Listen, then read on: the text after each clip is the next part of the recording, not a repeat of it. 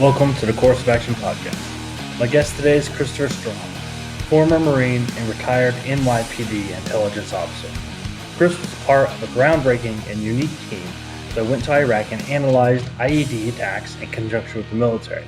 He writes about his time as an NYPD officer, as well as the over 100 missions he completed while in Iraq in his new book, Brooklyn to Baghdad. Please welcome Chris Strom. All right, guys, I'm here with Christopher Strom. Chris, how are you doing? Doing good, Jeff. How about yourself, bud? I'm good. Thanks so much for coming on. Man, your book has been on my wish list for a while now, because when I first saw you on Instagram, I was like, Brooklyn to Baghdad. Like, I gotta know what that means. And then when I started looking into it, I saw some of your posts and stuff. I was like, oh, I gotta have this guy on my podcast. When I was first starting to develop it, I said I was building a wish list of all these people. Like, if I could have whoever I wanted, I was like, I had your name like up at the top, and I was like, I gotta get his book. I was hoping to get it for this Christmas. So thank you for sending me a copy. Because like I said, it was on my list, and I just appreciate you coming on. Oh, absolutely. You're welcome. No problem, Jeff. So you're a former Marine. Correct. And you went from the Marine Corps to the New York City Police Department. Yes, that's correct. How did that happen? Well, I got out of the Marine Corps, and they were offering the tests, and I had always kind of wanted to be a cop, and I, like most kids, grew up watching all these different police shows, and going from the military actually into the police work wasn't really much of a transition. I mean, it's kind of a pro-military type of outfit, and I said, I think it's something I'd really like to do, and like I said, watching TV shows and all these cop dramas and things like that, I said I was naturally interested in it. So, like, the New York City Police Department is massive. Like, I don't even have an idea, but just from reading your book, I was like, this thing is huge. It's like its own military branch itself. I mean, how big is it? Well, I think at the last count, there's about 32,000 sworn officers, but that's with all ranks, and the majority of them being police officers, and then sergeants, lieutenants, and so on. But you're right; it is almost like its own little army, and it's one of these things where people don't realize what 32,000 police officers looks like. You go to a main event like a Times Square, when there's a New Year's Eve event or a Thanksgiving Day parade. I mean, they'll deploy 5,000 police officers like that, like nothing. And if you think about it, and again, it's just what it is. Most police departments, if you were to average them out, probably have less than 1,000 police officers. So you're talking about, like you say, a massive amount of law enforcement resources. Well, I'll put it in a perspective like this. My hometown has 50,000 people in it. Okay, gotcha. My entire town. Gotcha. So 32,000 for a police department is crazy, but when you think of the size of New York City, it's huge. It's just massive. And, New York as a whole, with all the boroughs and all that, it's so big. And I haven't been there. It's on my my dream sheet of places to go to, and I might have an opportunity here too long, because my son's going to be up there. He's going to be up there at was it McGuire Air Force Base that's up there? Yeah, I believe that's in New Jersey. So yeah, you're not going to be up not there too far. Yeah, he's going to be up around there here shortly, so I might have to come visit him and see the sights, because I've always wanted to go to New York and see what it's all about. And being from a small town in Oklahoma, I'm like, I've been to a couple big cities, but I haven't been to New York, so that's a bucket list place I want to go to. Yeah, I mean, it's an amazing place. Unfortunately, right now, like a lot of major cities, there's some issues, but in terms of things to do and see, even with COVID aside and the restrictions that some of that puts on you, it's still fascinating to go to. Museums, theater district, restaurants, on and on. It's amazing. Oh yeah, I'm sure you could spend years there and not ever do the same thing twice. Absolutely. So we just talked about how big the New York Police Department is, but like, how crazy is it? How busy? What's the ops tempo like? Like, is it as insane as like TVs and movies, portray it as? Like, is it really that busy and that like that the ops tempo just that fast? It really depends on where you work. I would say yes, it is that crazy. The volume of calls, the amount of work, and just to give you some perspective, the 7-5 precinct in Brooklyn and in Brooklyn is in East New York, and it borders on Queens and JFK Airport, and it's probably one of the deadliest precincts, one of the busiest precincts, and so to give you some perspective, I worked in Brooklyn as well, but I worked in the 7-6 precinct. Again, the precinct numbers have nothing to do with boundaries and terminalities and things like that. And we would turn out on a 4 to 12, maybe 10, 15 police officers, which, if you break that in half, that's how many sector cars you're rolling. So, 15 or 14 is 7 cars plus a sergeant and maybe a lieutenant. The 7-5 is turning out anywhere from 35 to 50 people on a tour. So the numbers are double in terms of manpower that's out, and it's not unusual for somebody who's working a 4 to 12 in the 7-5, and I'm just using that precinct as an example, that when they get into the car, they're holding 4 and 5 jobs, meaning that the units that were out there working the day shift were doing their best to answer all the calls, but each individual sector might have 4 or 5 jobs pending in the queue, that as soon as these people hit the seat of their car on the 4 to 12, they're already behind trying to catch Mm, up. So mm. it is crazy, and it's a who's who of what type of violent type of crimes. Anywhere from homicide on down, robberies, serious assaults, car accidents, medical aid cases, you name it. You're going to experience it, and somebody working in the 7-5, and we've always had like this conversation when we're out and about amongst our peers. 1 year in the 7-5 is probably the equivalent of working 10 years just about anywhere else, because Wow. the amount of volume and the jobs that you encounter and how you handle them and the level of stress and things like that, the exposure is just unbelievable. It's really unbelievable. Wow. So what do you think of, like, as a retired officer, you spent over 20 years in New York Police Department. What do you think of these TV shows? Do they accurately portray kind of life in New York and the way the NYPD works, or is it inflated for TV? I think it's a combination. As in, obviously TV wants to sell advertising, and they want intrigue and viewership.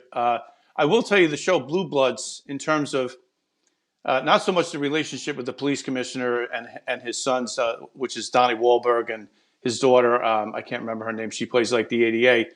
The type of investigations that they get involved in um, is very real. In fact, a lot of the script writing is being taken right out of a recent event, and then of course they colorize it to kind of fit their show. So I would say in shows like that, it's very accurate. Some of the other shows, LA, I don't want to comment on because I don't really know, but the NYPD shows seem to be pretty realistic, especially in terms of how they investigate a case, surveillance, interrogations, and interviews and things like that. Very realistic, and the mannerisms and some of the colloquialisms that are intentionally put into the show are very holistic to the NYPD culture and investigators and officers and things like that. So Did you ever consult on any of those kind of shows or have actors approach you or anything like that?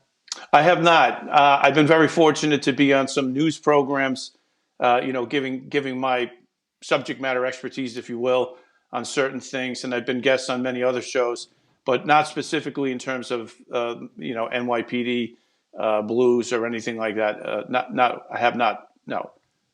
Yeah, it's probably best to not have to deal with Hollywood anyway. So you have you have this awesome book called Brooklyn to Baghdad. NYPD Intelligence Cop fights terror in Iraq. And when I first saw it, I was like, "What is this?" Like, it was it was it some big mission that took this guy from New York Police Department? He had to go track somebody down all the way in Iraq. Like, how the heck did that work? And as I started digging into it, I realized, oh, you were retired. You retired out of the New York Police Department, and then you started a business. It's kind of not going as like you wanted it to, and then you get approached by this company, Military Professional Resources Incorporated, and How did that call go? It's really crazy. We have this running joke in my house. If you want somebody to call you on the phone, use the bathroom. If you want somebody to call you for your job, be actively involved in some kind of construction project, which in this case happened to be painting.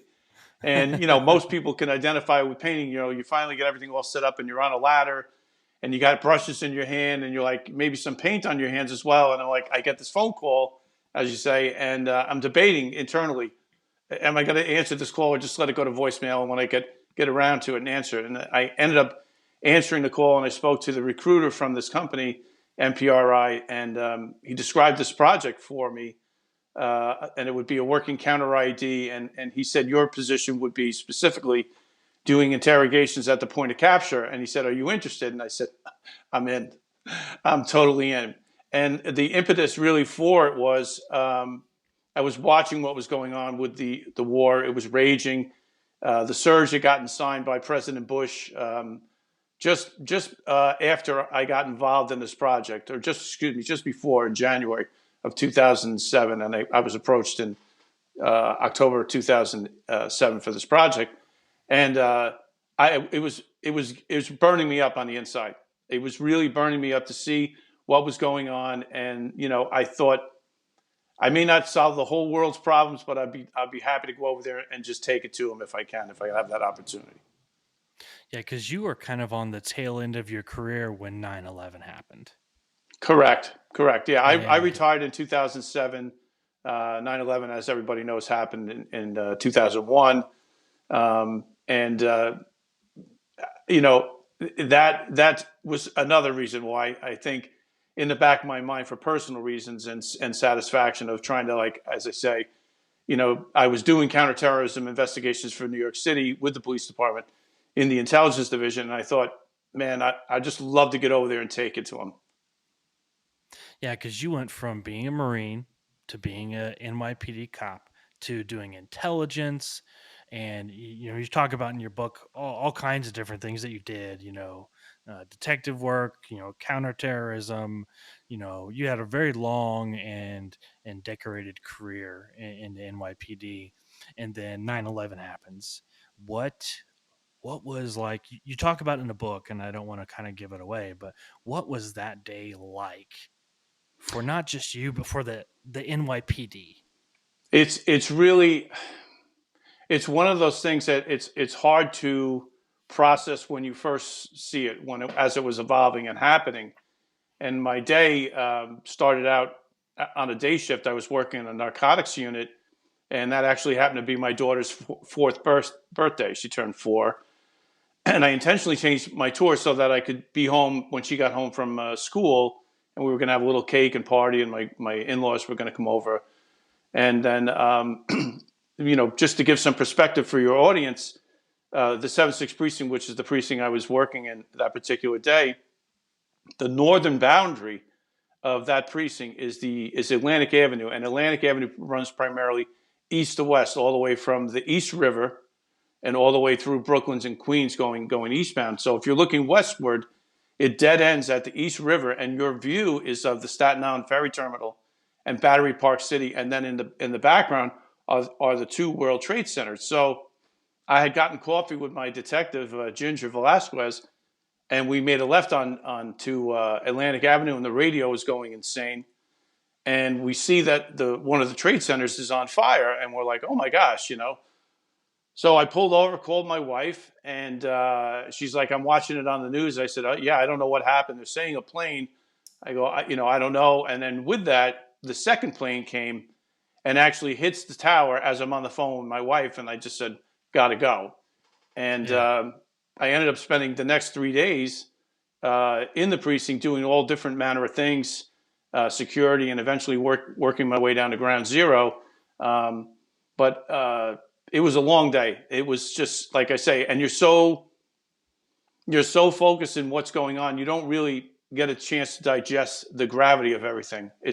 It's really crazy. What was the department like in the aftermath of it? What was kind of the, because I think of the NYPD, like you said earlier, as like a little army. So you see things that other police departments don't see, and then all of a sudden your city is attacked. You know, it almost feels like you're deployed. You're in a war zone. Like, what is the vibe? How are people reacting? And what was kind of like the afterthought for 6 months to a year after that?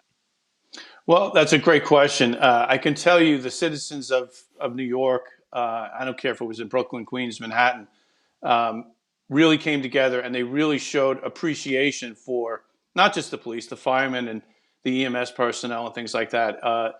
It was it was it was sad, but it was good at the same time. I know other people have said that, and I don't want it to sound cliche as if it's been overstated, but it's true.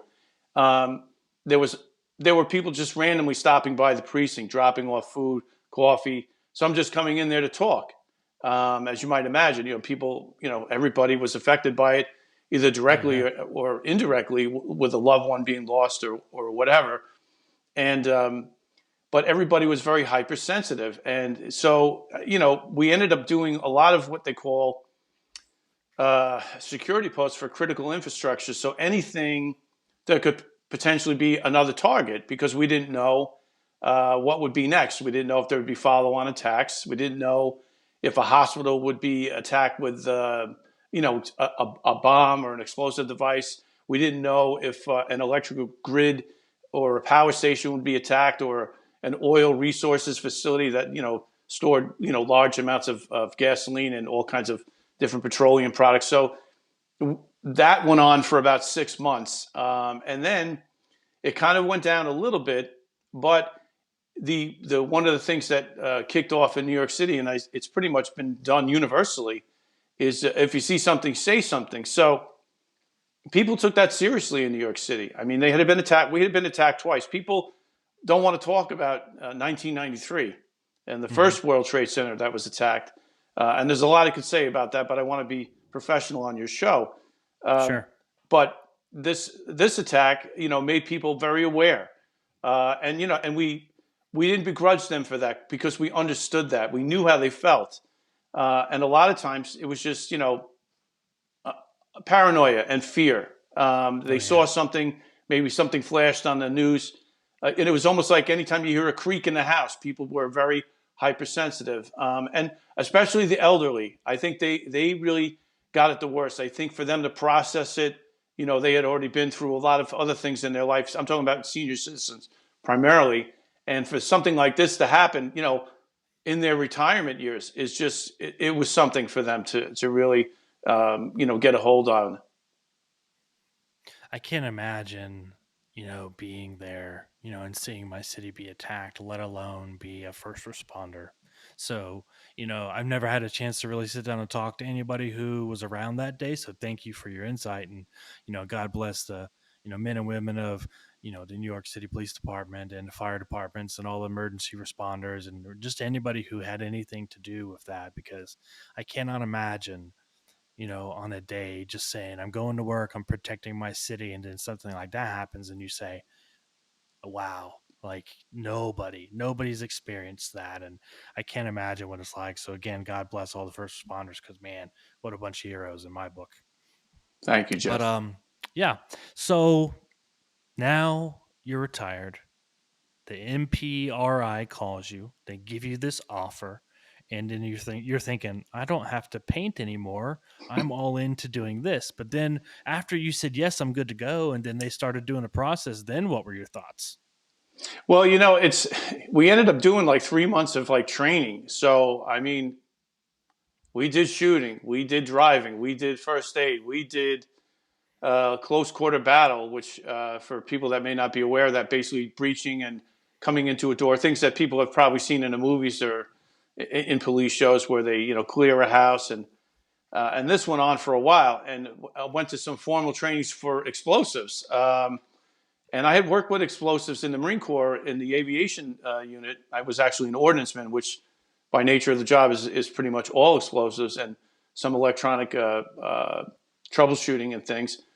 And I'm in this school, and the school was first of all, it was fascinating. I mean, if you have an interest in how things go boom, and trigger devices and how bombs are made and how they could be assembled from crude items.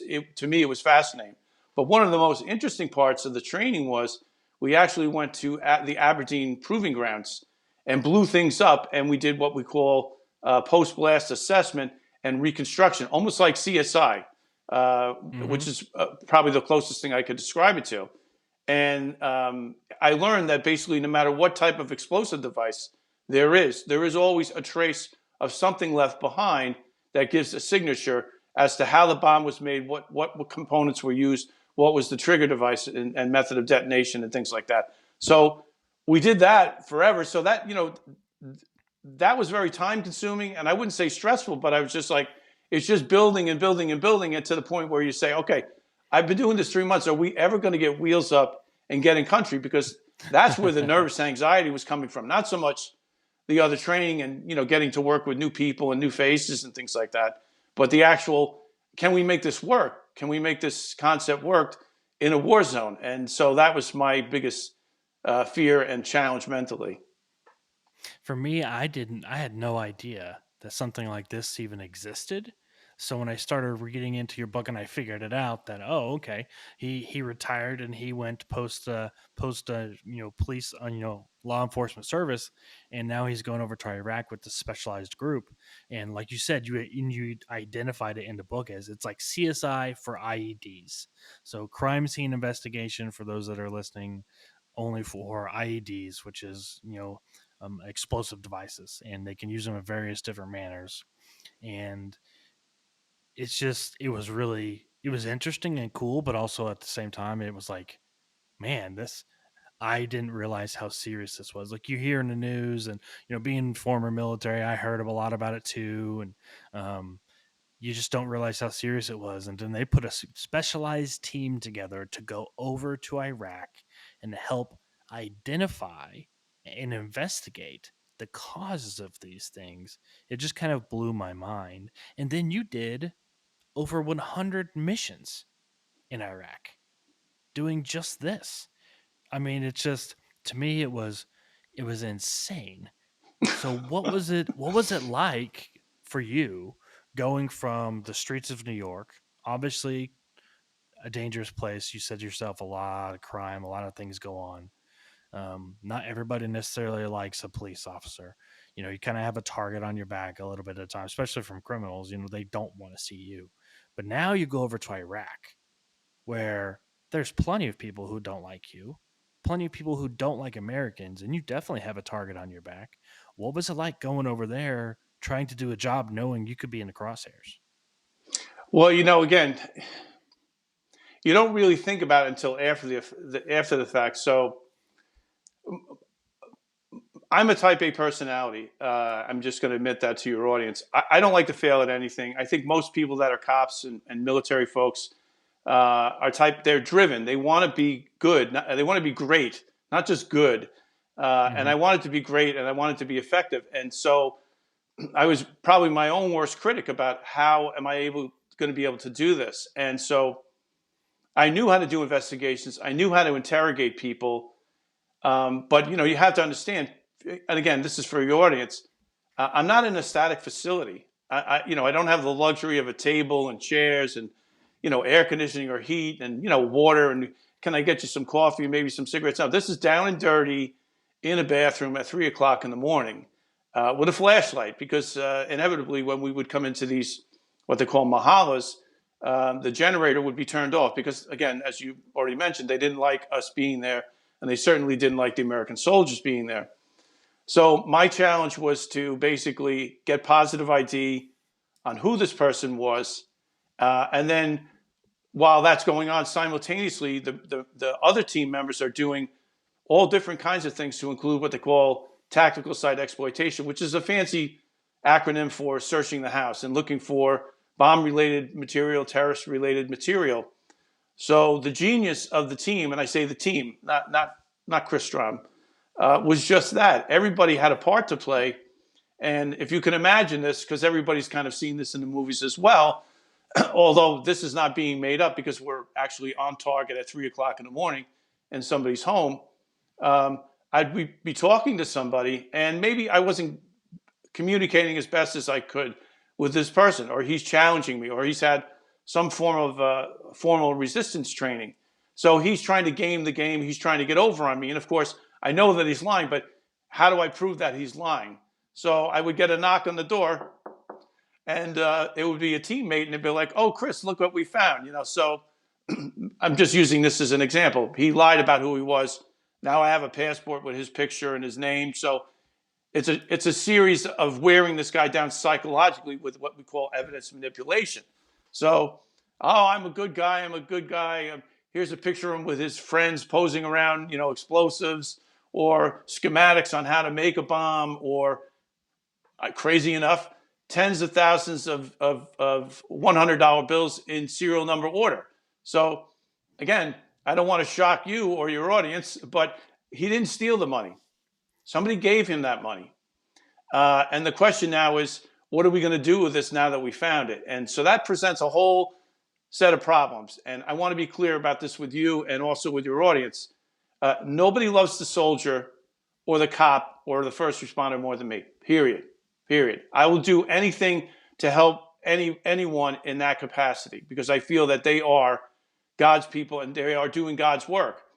But what Hmm. I don't have the patience for, and what makes me really angry, is these people, and I'm just going to put air quotes around these people, you can use your own imagination and speculate, who gave these terrorists, and these are terrorists, these aren't shoplifters at Walmart, who gave them this money were actually funding the same people that we were trying to catch that were actually killing soldiers. So they're funding a terrorist organization because, again, in their mind, the people that gave this money, they have a better sense of judgment of who's a good guy and who's a bad guy. And actually, couldn't be further from being wrong in this case. Mm. So you worked with a lot of different agencies on this specialized team. Green Berets, I think Navy SEALs. I think you said in your book a lot of different special operators, right? Correct. Correct. And And what just was to it be clear, like? so we for your audience, Jeff, the people that are on this team, with the exception of my good friend Matt Pacino, who was tragically killed about 6 months after this program, they're all retired from the Special Forces community, whether it's a Green Beret or Navy SEALs. They're all from the SOF community, Special Operations Forces community. So they Gotcha. have enormous amounts of experience. And Yeah.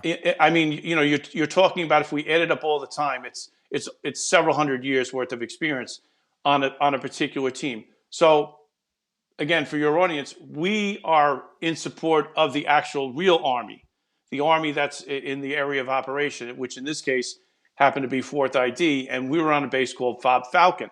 And the team is embedded with organic, regular, full-time Army drivers. So if you can imagine, we have our own vehicles, identical, same vehicles, same equipment, and operating as the regular Army. We have dedicated full-time Army drivers to get us from the base to the actual target location. And then we have a team of soldiers, an actual unit, Army unit, which primarily it was this one unit called 122 TST that we had an incredible relationship with. And so we're actually supporting them. They're developing a targeting package along with my friend Matt. And from that, we get a 9-line order that says, okay, you guys are green lighted to leave the base. And we would go out and action this target. And again, the team was incredibly successful. It wasn't so in the very beginning. It's like anything else. You got new people on your team. It takes time to kind of gel. But man, Hmm. once we got up and running, oh my gosh, it was incredible. It was an amazing experience. So you went from a Marine to where you first got introduced to the hurry up and wait. And then you went to the NYPD where I'm sure it was a little more up tempo. You worked all day long, and then you went right back into hurry up and wait. And you talk about it in the book a little bit where you're sitting there chomping at the bit in Iraq. You're like, hey, when are we going to be greenlit? When are we going? I want to get the work. And it was like politics started getting in the way. What was the frustration like, not just for you, but for the team, knowing you have skills and abilities to really do some help, but hold on, we're not green yet. It'll be another couple hours, or we're going to go out tomorrow. What was the buzz like that? Well, it's so funny. I always say that you know what's the difference between a Green Beret and John Wayne? John, excuse me, a cop and a Green Beret. A cop doesn't think he's a Green Beret. So we would have this like friendly rivalry in the shop, and again, some of these people were very very closely retired from the military, so they understood the politics better. But me coming from the Yeah. law enforcement and being very proactive and thinking about things that are may or may not be time sensitive, let's go. I mean, what are we waiting around for? Yeah. But as well as I do, in the Army, the colonel takes a lot of his information from his battle commanders, and definitely takes a lot of input from the JAG, which is there to advise him against unnecessary risk. And I understand that. But for Hmm. me, like I said, I'm going to move heaven and earth to get this bad guy, especially if he hurt a soldier or killed a soldier, because to me, that supersedes everything. That should be primary on everybody's list. And as you were mentioning, some of the politics that get in the way are, well, this guy might be in a sensitive location, like to include, who knew, a police facility.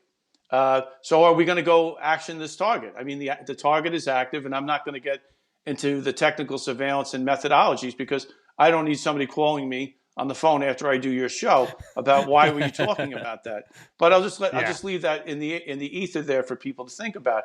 And they would hesitate, or they would say, if it was a woman, and I think I speak about this in the book, we just want you to go out there and give her a good scare. Like I said, I'm not in the scaring business.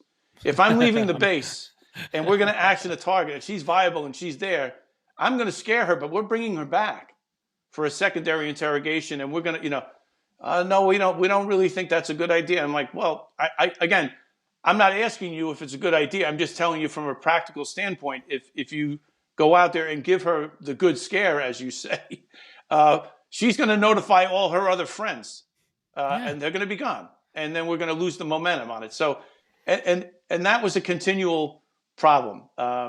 People second guessing, our abilities and things like that. And the crazy thing is the metrics of the team spoke for itself. It wasn't like I'm saying this because I want to pat myself on the back and I did this and I did that. First of all, I've said it before and I'll say it again. The genius of the program was the team, number one. Number two, the metrics that we had before we got to this area of operation, which was south of Baghdad, they were having an IED event every day, sometimes more than one a day. Not always with a fatality, but a lot of times with casualties and on and on and on. When this program finally took hold, we went 2 consecutive months without a single IED event. Hmm. Detonation, injury, explosion, whatever. So, like I say, the program speaks for itself. So what was it like the first time you kind of came under enemy fire and you were like, "Holy crap, I'm under attack."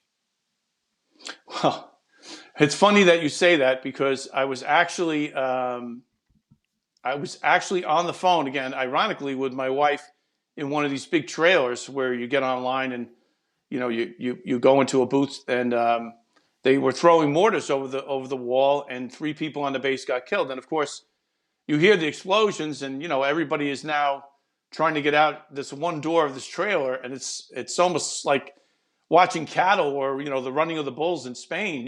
People trying to get into a bomb shelter, and that was a little scary. I mean, again, it's not something you don't dwell upon it because you're so busy. I mean, when we were out there doing the actual work, people think, oh, you just come back and hand the bad guy off. No, like I'd have another 8 hours worth of paperwork to do. I'd have Yeah. like another 3 hours worth of processing. I mean, I watched the sunrise twice, many times, because but I didn't care, because you're on such an adrenaline high, and you're Hmm. feeling like you're doing something that's worthwhile. Well, I don't feel like we did. I know what we did was worthwhile. I know how the soldiers that we worked with, how they felt about this, and there was a real love and a real relationship, and a mutual respect, and it was incredible. So that's what drives you. And again, I'm 48 years old when I'm doing this. I'm not, and again, I'm not saying 48 is old and I'm saying this is the boohoo pity parade for Chris. You volunteered for this. That's not what I'm saying. I'm just saying that my Mhm. age was probably in the middle of the median age. There were maybe some people that were older and there were probably some people that were younger.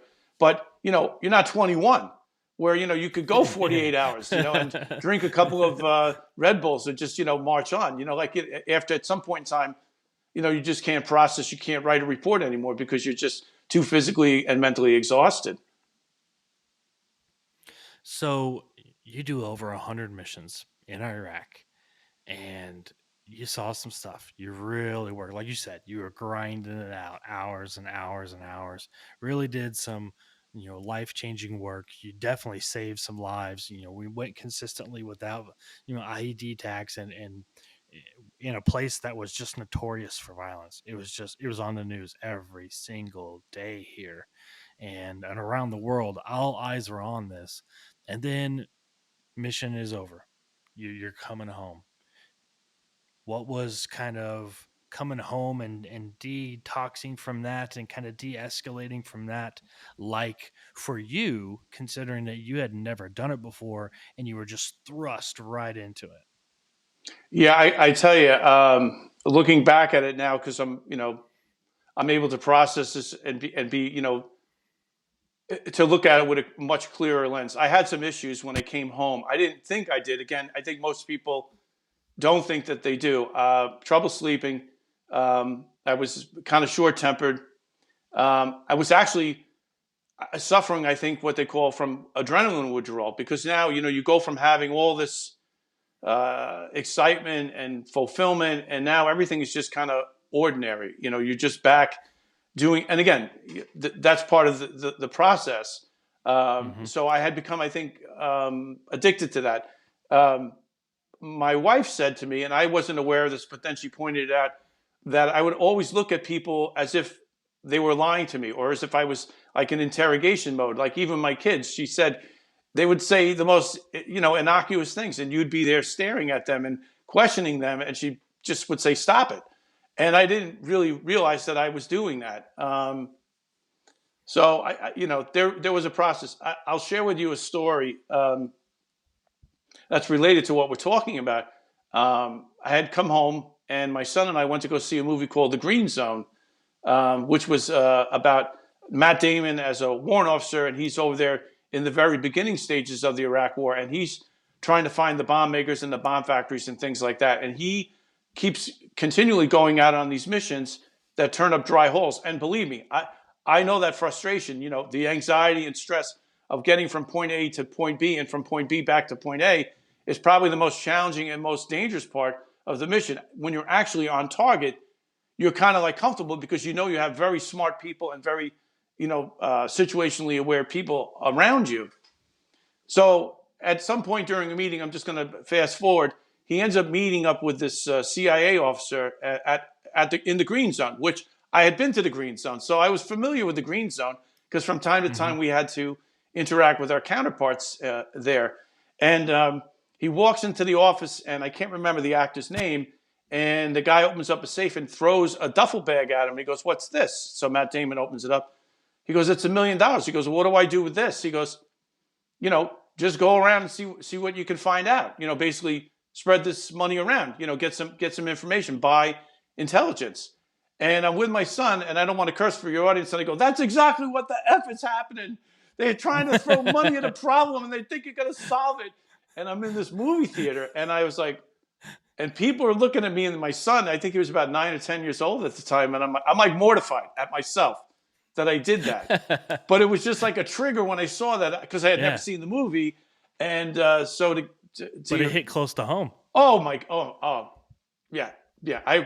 There's a lot I could say, Jeff, but I really don't want to insult your audience, and I I don't want to understand. insult you either. But there's a lot of things that you just shake your head and say, "What the heck is going on here, man? Like, who thought that this was a good It's a good idea? idea. Who thought? Who Well, thought hey, this? You know?" I tell you what, 12 and a half years in the Air Force, and I saw that more times than you could imagine. just sitting there going, who came up with this idea? And just finding out it was from the head shed at headquarters somewhere across the country. And you're just like, what? did they did they even think about anybody outside of the full four walls of their office? Like, yeah, I hear you, and I'm Yeah. sure you saw way more than I ever did, but Yeah. it definitely just made me go, "Are you serious?" Like, wow, wow. So you're home now. You're detoxing. You're kind of coming back to like reality of what Chris Strom's life really is. After being in an absolute war zone at the peak of the wars. And when did the idea of a book even come into your head? That's a great question, Jeff. Well, uh, I was writing all along while I was in Iraq because I was just like, I just can't let this go. And some of the stories, had I not captured it, contemporaneously after the mission, they all start to blend together because a lot of the things that take place on one op happen pretty much the same. There's some differences, of course, of location and people. But I was like, I have to capture this, so I'm writing, writing, writing. And when I got home, I didn't know anything about the literary world. I mean, I was, going online and sending out what they call a query letter, trying to get signed by an agent. And I can't even tell you how many emails, phone calls, and hard copy letters that I must have sent to different publishers and different agents. And I was getting nowhere, really, to be quite honest with you. And I ended up just out of the blue, uh, got a phone number, an actual phone number. I didn't know it at the time, for Jim DeFelice, who wrote American Sniper. And I end up calling this number, and a very nice lady answers the phone. And I said, hi, my name's Chris. You don't know me, but I have an idea for a book. Like, I'm sure a million people call you every day, and this is the nuts and bolts of it. Is there any way I can speak to Jim DeFelice? She says, well, he's not here right now, so but I'll be sure to give him a message. So I'm like, I got to go for broke on this because I actually got a real voice. A lot of times you just get an answering machine or no, not even an answering machine. It just depends. Yeah, And right. I said, ma'am, I don't want to come off as rude, but I go, is Mr. DeFelice really going to get this message? She goes, oh, absolutely. When he comes home for dinner, I'm his wife. I promise you, I'll give him the message. So I'm like, oh, okay, great. Thank you so much, ma'am. Okay, so listen carefully. So I get off the phone, and I want to say that was like on a Wednesday or a Thursday. Sure enough, I'm pretty sure. In fact, I'm almost positive it was on a Saturday morning that same week that he actually called me, and I was like, I'm talking to Jim DeFelice, the guy that wrote American Sniper and a bunch of other books, And I'm like, so I Wow. tell him the story, and he's like, man, Chris, there's a lot of things that he said, but and some of it involved some language. But he said, I really think it's a great book, and it would be a great book for me to write. He goes, but unfortunately, I'm busy with another project. He goes, but I promise you, I'm going to get back to you. He goes, I think I know somebody who might be interested in that. So from the time that phone call occurred to the time that I spoke with one of the writers, Jerome Priestler, and then had a second conversation with the agent, and then actually sat down and signed a contract, that took about a year. And then from the time we signed the contract to the time the book became like a manuscript and was put out to different publishing houses, that took another 2 years. So the whole process took 3 years, but I had been knocking on doors to the point where I was really almost ready to just give up because again, I'm not from this world. I don't claim to be a writer. I can write. Believe me, I can write. And the words in the book are my words, but I'm not a writer by trade. And for me as a new writer to get signed by a publishing company, if anyone's ever gone through that process, it's very challenging. But Oh yeah. I honestly think, well, I don't think, I believe God had a hand in it because I was really at the point where I was just going to say, let it go. You know what I mean? And I made that phone call, and it was just so funny, the comments of Mrs. DeFelice, that that's stuck with me forever. So anyone that's out there that's thinking about writing a book, if you think it's going to be a great story and people should gravitate to it immediately, I'm here to tell you some of the best stories probably never get written, probably because people just give up. So don't give up. Keep at Oh, it and find absolutely. someone that's going to, like Jim DeFelice, who's going to show like an interest and kind of set you on the path to success. Yeah, I have a leadership book coming out in April, based on my military experience, and then I was a civilian leader for the Air Force as a government civilian, and I just had a lot of really good insight and things that I really wanted to talk about. And I had been working on a book because I always wanted to write one for several years, and then when I got serious about it, doing query letters and talking to people and kind of learning the industry is a whole nother monster. And then, getting rejected with a very bland rejection. Like I had one guy tell me, I like the concept of the book, but how many Twitter followers do you have? And I was like, I don't know, like 50. I don't give a damn about Twitter. And he's like, nah, you don't have the numbers. And I'm like, well, what kind of numbers do I need to have? He's like, if you can't say at least thousands when we're discussing something like that on social media, he's like, I won't even touch it. I was like, "Are you kidding me? Like, how many Twitter followers I have is make or breaking your decision." So, l- getting to know that business side of it was kind of a sucker punch for me. But, I wanted to write it. And I was to the point where I was like, I'm going to keep trying and I'm going to get a bunch of rejections. And when I feel like I'm finally tired of the rejections, I'm just going to do it myself. I'll market it and everything myself and I'll self publish. I'm fine with that. And then Tactical 16 Publishing, I got a hold of him, Chris Schaefer at Tactical 16, and they focus on, law enforcement and first responders and military who want to write. And I sat down with him, had a beer with him in Colorado Springs, and he was like, you know, we're not a traditional publisher. We're kind of unconventional, but he's like, I want you to think about putting together something because I'd like to hear more. And I was like, okay, and I didn't. And then he called me one day and was like, hey, there's like a week left for submissions. Are you going to submit? And I was like, nah, I think I'm going to wait a little while. He's like, I would really like you to submit what you have. I was like, okay, all right, I'll go for it. And I gave him one, and he called me back like 3 weeks later and said, I'm sending you over a contract. I'd really like for you to finish this book, turn it over to us. And I was like, are you kidding me? He's like, yeah, absolutely. So it was. It wasn't as much believing in myself because I kind of already did that. It was more so learning and navigating the literary business because you don't realize how much of a business it is. Like there's millions of books that get published, but there's even more that don't. And in navigating it, like I can't it's just it's very frustrating because you believe in a product, you have a product that you think is unique, especially your book, Brooklyn to Baghdad. That's a very unique title. I immediately wanted to learn more when I heard about it.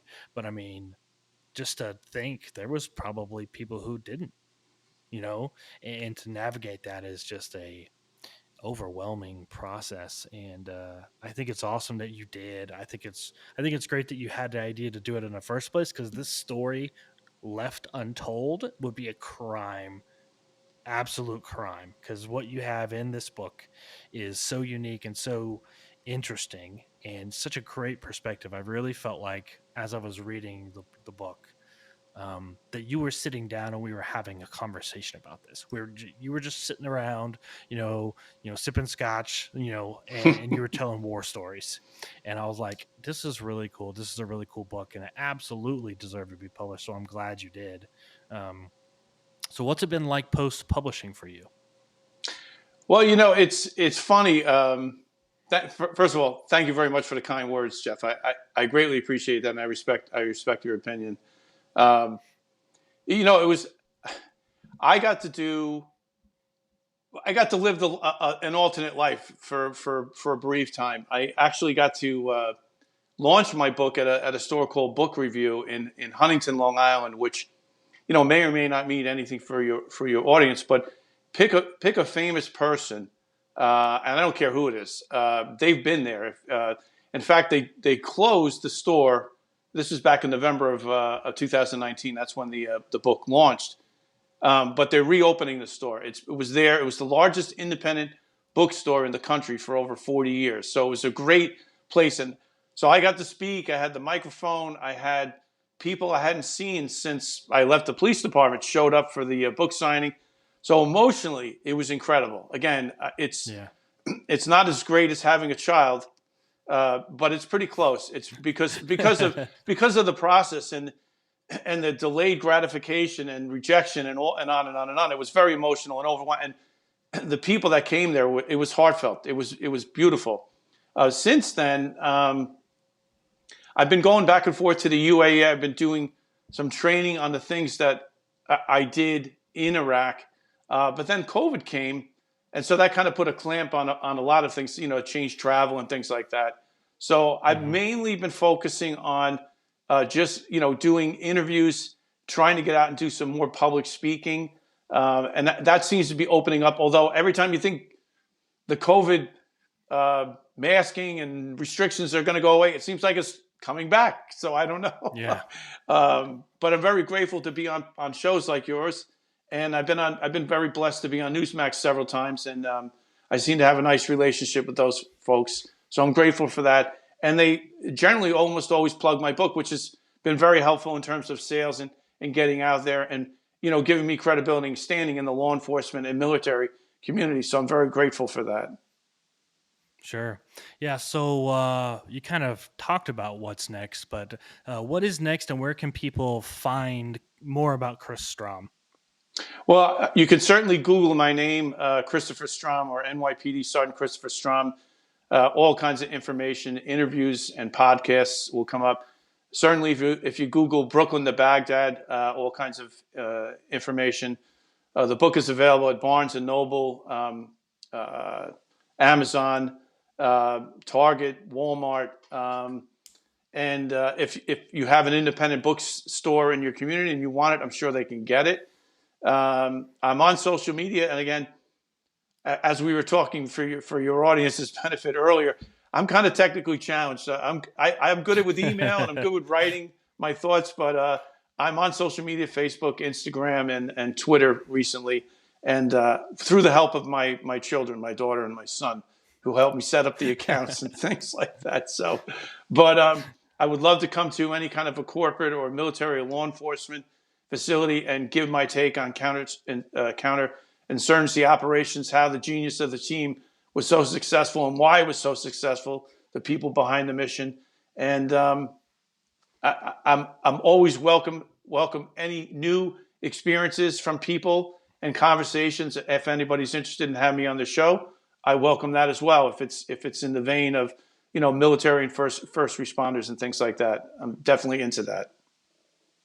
So definitely go, if your local bookstore doesn't have it, ask them to get it and ask them to get several copies, because I'm telling you, it is worth every penny. It is a very unique perspective on the war on terror, on team leadership from an NYPD, police officer who, former Marine, who really dug his heels into how this works. It's a great perspective. Chris really writes the book from a perspective of someone sitting there talking to you, just kind of rehashing stories. It's a very honest take on things, and it's a refreshing kind of read for anybody who is a kind of like a war and history junkie. This is right up your alley. You definitely have to check this out, because how Chris writes this and what he talks about in here is kind of the other side of war that we don't necessarily see as often or hear about as often, but it's the grittiness and the dirty work that he had to do to really save a lot of lives. And for them and your team to go several months and weeks without an IED in Iraq, where it was really, really bad, is just a kind of an example of how hard you guys worked and what you did. And I really thank you for your service and what you did over there, and you kept some of my teammates safe. So man, I love you for that. And your book is fantastic. Thank you so much for coming on, and it was an absolute pleasure. Thank you so much, Jeff. I really appreciate your kind words. Thank you.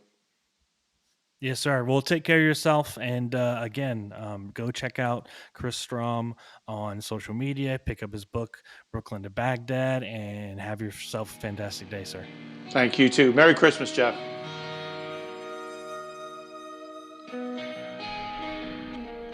That's all we have today. Thank you for listening, and I hope you enjoyed. Remember to leave a 5-star review on whatever platform you're listening on, and check out jeffclarkofficial.com for more. And remember, always forward, never behind.